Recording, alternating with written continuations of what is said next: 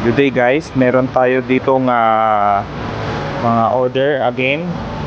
Ito naman ay going to UAE. Yan. Bale, ang order is ito, BP 22mm. Tapos meron order tayo ng Enemy V1 and V2 na chain. Both half link.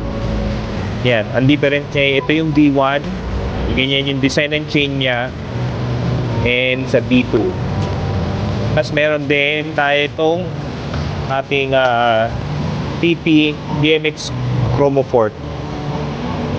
Yan, one piece steerer siya, CNC.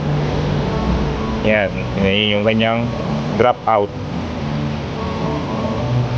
And meron din tayo, itong isang in-order niya ay yung Eclat na 3-pin na rin. Yan, 3-pin. Bali itong 3-pin at 38mm wider profile siya na alloy, tapos naka 3-pin na joint.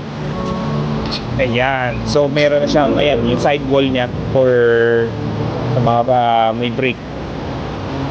Ayan po. So thank you sa mga o-order.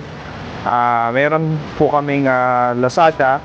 Pwede nyo rin kaming i-message sa Facebook, www.pmxcyclecenter.com, Instagram or TikTok.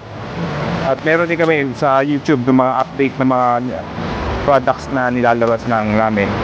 Yun lang po. Thank you. Good day.